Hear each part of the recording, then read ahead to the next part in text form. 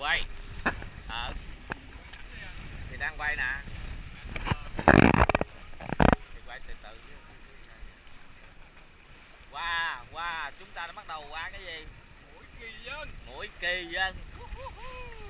Đã qua mũi kỳ dân, như vậy là ta vượt qua lúc 1 giờ 30 phút. mấy phút? 1 giờ 30.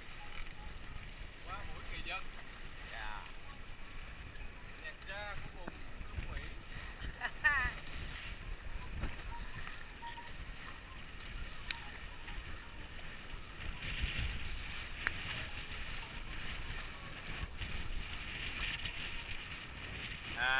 Xa là những tòa nhà đó là bãi trước Vũng Tàu.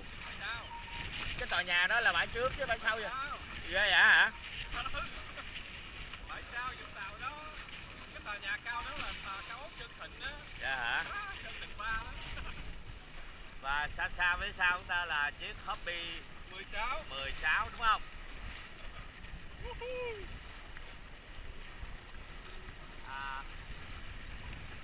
Bên trong mé bờ ngay mũi Kỳ Vân đó là chùa Long Hải hả? Long Hải Vinco. Là chùa Long Hải Vinco. Đúng không? Và những cái đám bát nháo hội tề ni lông ở ngay bãi biển Long Hải, phải không ta? Đó là đám ni lông. Đám ni lông Long Hải là toàn là tòa nhà ni lông mà toàn rác thải chứ cái gì. Ngoài kia là con tàu đánh cá cũng chạy đua cùng với thuyền bờm Hobby Gateway. Nhưng mà chạy không lại chiếc này, cái này chạy dữ quá. Do Keeper Thị Super.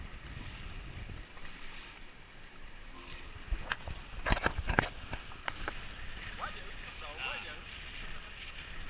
Sóng hôm nay thì trời gió to, vì thế sóng cũng to luôn.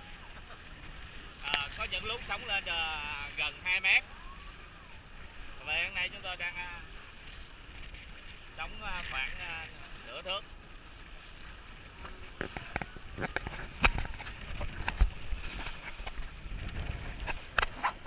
Phía xa là đồng hành của chúng tôi là chiếc Hobby 16 đang chạy phía sau.